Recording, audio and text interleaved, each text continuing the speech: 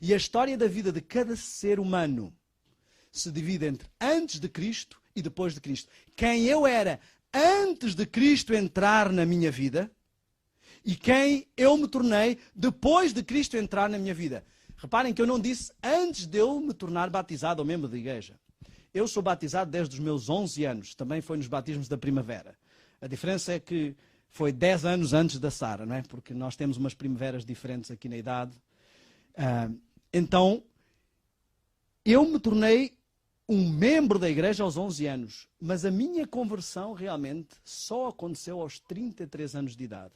Quando Cristo realmente entrou na minha vida. Eu era muito ativo na igreja, acreditava em tudo e estava sempre presente ali. Mas uma verdadeira conversão, às vezes o mais difícil para quem nasce da igreja é passar a sua própria experiência de conversão, não é? Estou vendo aí algumas que eu acho que nasceram na igreja, não é? Não vou olhar para ninguém. Mas é difícil, porque tudo, nós já chegamos, está tudo feito. Já viveram os nossos pais aquela experiência e nós queremos viver a nossa. Antes de Cristo, depois de Cristo. Milhares e milhares de cristãos estão se perdendo. Milhares e milhares de adventistas. Por causa de uma mensagem suave. Por causa de um remédio diluído que não vai ter nenhum efeito em salvar ninguém. Você pode passar anos tomando o remédio na dose errada e diluída. Nunca vai ficar curado. Está gastando tempo. E o desagrado do remédio. Olha, é melhor comer ou tomar o remédio amargo como é e ficar curado do que diluir o remédio e ele continuar a ser um bocadinho amargo e não ter nenhum efeito. São anos e anos de gastar tempo. Só há um caminho e uma porta, só há uma forma de ser salvo. Reconhecer que eu não valho nada, reconhecer cada recanto, cada resquício do meu pecado, quer seja batizado ou não, confessá-lo e entregá-lo. Eu vou dizer uma coisa, algumas pessoas dizem assim, ai tal, mas atenção, nós não somos salvos pela obra. Essa história de ficar a olhar para as obras, olha, isso é conversa de gente não convertida. Eu não conheço ninguém que reconheça que não vale nada e queira continuar a ser assim. Eu não conheço ninguém que veja que é um traste e diga, mas não faz mal, sou um traste. A conversão, o arrependimento vem exatamente de ver que eu não quero, eu não gosto disto. Se eu ainda gosto disto, eu ainda não estou convertido. Eu preciso buscar e reconhecer. Pode ser que eu esteja a pedir perdão a Deus de uma coisa que eu ainda nem vejo como pecado. Às vezes só nos habituamos, Senhor, desculpa, olha, eu fiz outra vez isso, eu não devia ter feito. É algo, eu preciso que entendamos aqui algo. Aqui temos a parte física, aqui temos a parte mental, e aqui temos a parte, vou apagar aqui esta parte. Eu queria que nós entendêssemos muito claramente esta manhã. Precisamos repensar para não cairmos no formalismo dos judeus. Mental, espiritual. Eu quero que entendamos isto. No santuário estão representadas as 3 dimensões que se refletem na dimensão social, como falámos ontem. Ok? A convívio uns com os outros. O pecado, vimos que o diabo sempre trabalha tentação física, depois tentação mental para nos fazer cair espiritualmente. Mas eu queria que nós entendêssemos algo como o diabo é tão astuto e às vezes não nos apercebemos. Entre a dimensão física e a dimensão mental existe a dimensão emocional. Eu quando estou abatido, eu perco peso. É um problema mental, emocional, que afeta fisicamente. Estão a ver? Eu quando estou com um problema físico, uma doença, isso me afeta mentalmente, afeta o meu lado emocional. E esquecemos que entre o mental e o espiritual existe o moral. Olhem, o mundo todo não precisa de Cristo para ser moral. Um ateu sabe que não deve roubar, sabe que não deve matar. Isso não faz dele um cristão, não faz dele uma pessoa espiritual. Eu não sei se estão a entender aqui a essência do que eu estou a dizer. Eu preciso de uma conversão espiritual, não de uma conversão moral. Saber que mentir é errado não é arrependimento. Pedir perdão ao Senhor, Senhor, perdoa-me porque eu menti, é uma consciência moral de que fiz algo errado, não uma consciência espiritual. Enquanto eu não tiver uma consciência espiritual de que fiz algo errado, não há um verdadeiro processo de arrependimento, não há abandono de pecado. O motivo por que muitos cristãos passam anos e anos e anos e anos e anos confessando o mesmo pecado sem conseguir abandoná-lo é porque eles estão a fazer confissões morais.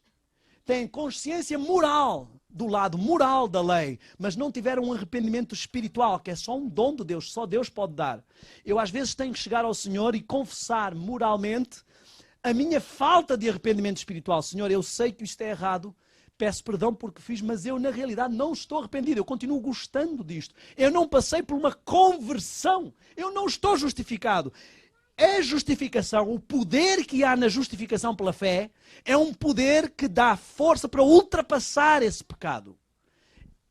A justificação faz nascer automaticamente a santificação, que também é pela fé. Eu quero explicar a diferença. Aqui eu não sou justo. Reconheço totalmente que não sou justo. E o Senhor me considera justo apesar de não o ser. Aqui o Senhor passa depositando a sua justiça no meu caráter. E eu passo a pouco e pouco, a passo e passo, a ser como Ele. É tudo pela fé. É tudo pelos méritos dEle. Mas exige um verdadeiro arrependimento e entrega. As pessoas às vezes ouvem pregar: eu tenho que aceitar. O que é aceitar? Aceitar não é só uma coisa moral. Eu quero que entendamos aqui algo muito sério que eu vou dizer esta manhã. O inimigo, ouça muito bem, isto pode salvar a sua vida eterna. O inimigo se esforça por manter a religião num destes dois campos. Ele se esforça para que a nossa religião não chegue ao campo espiritual. Ele se esforça porque eu esteja emocionalmente tocado num apelo. Emocionalmente tocado por uma música ou um hino. Emocionalmente tocado por um sermão. Tudo isso pode ser importante. Mas se eu não for tocado espiritualmente, isto é como algodão doce e desaparece. Ele se esforça para que eu siga moralmente. Eu quero que entendamos que ontem falámos sobre desvio à esquerda e desvio à direita. E o caminho, andai por ele. As religiões hoje em dia, o cristianismo está empurrado para uma dessas coisas. Na Europa é tudo racional. É uma mistura de espiritual com mental, é moral. As nossas igrejas estão cheias de moralidade própria. E por isso as pessoas começam a achar que é moralmente, é racionalmente lógico que alguém tenha liberdade de escolher o parceiro sexual que quer. Porque só espiritualmente é que a pessoa pode entender a ofensa que é. Moralmente e racionalmente, claro, todos temos liberdades. Direitos humanos são uma questão moral, não espiritual. Quando houve a Revolução Francesa, tiraram a lei de Deus e puseram as tábuas dos direitos humanos, que é o que está na Estátua da Liberdade, que é o que vai tramar os cristãos dos últimos dias. Porque eles vivem uma lei espiritual, não apenas uma lei moral. Enquanto o mundo, racionalmente, pela lógica, vive uma lei moral. Tem o seu próprio código. Eles são a sua moral. Isto parece-me certo, isto não me parece certo. Enquanto o cristão, ouça bem, se você não é assim, você não é um cristão 100%. O cristão não tem o seu próprio código moral. Ele pode olhar para isto e dizer assim, isto não me parece certo. Eu ignoro o que me parece e pego a lei espiritual de Deus como meu parâmetro. Posso não entender racionalmente, mentalmente, moralmente, no meu código, o que é que a lei de Deus diz, mas eu aceito e ignoro o que eu penso. Quantas vezes vimos para a igreja dizer o que eu acho, o que eu penso, eu vejo assim, para um lado ou para o outro, ou o que eu gosto, que é o lado emocional. Irmãos, mas temos muito que falar. Eu queria que entendêssemos. A justificação, se alguém está verdadeiramente justificado, vai desejar ser santificado. Vai começar a ser santificado. Vai buscar ser santificado. Não existe tal coisa como alguém justificado pela graça que não deseja as obras, que não produz obras. Não existe tal coisa. Pode a pessoa fingir obras e não ser justificada. Mas não pode a pessoa ser justificada e fingir que não tem obras. Não existe. Diz Tiago, mostra-me as tuas obras e eu te mostrarei a minha fé. Eu quero que entendamos isto. Eu quero que entendamos uma coisa e eu vou deixar isto para mais tarde. Glorificação. tem havido a ideia de que glorificação é o momento em que todos os meus defeitos, num abrir e fechar de olhos, vão ser transformados. Eu vou deixar de ser essa pessoa terrível que eu sou. É verdade, eu fico furioso rapidamente. Mas quando o Senhor vier com aquela varinha mágica, acabou. Eu não sei se vocês veem que aqui o quadro é invertido.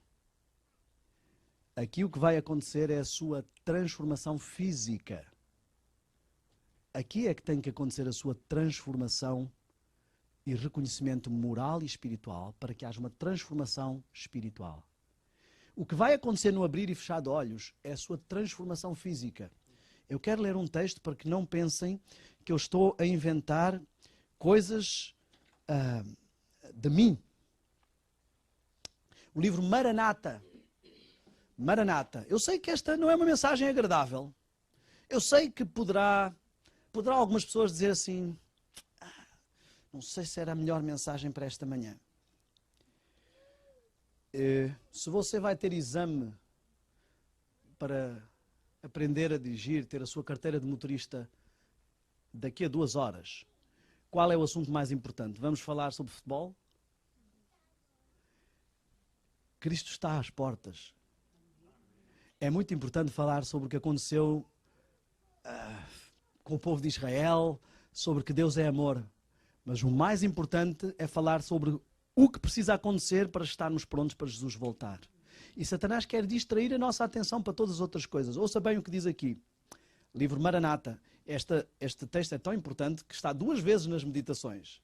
Está na meditação de 13 de março e está na meditação de 1 de agosto. Páginas 76 e 223, respectivamente.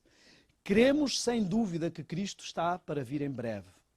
Quando Ele vier, não nos há de purificar de nossos pecados, remover de nós os defeitos que há em nosso caráter, ou curar-nos das fraquezas do nosso gênio e disposição. Se acaso esta obra houver de ser efetuada em nós, sê-lo-á totalmente antes daquela ocasião. Aquele que começou a boa obra em nós, a terminará até, não no, até ao dia de Jesus Cristo.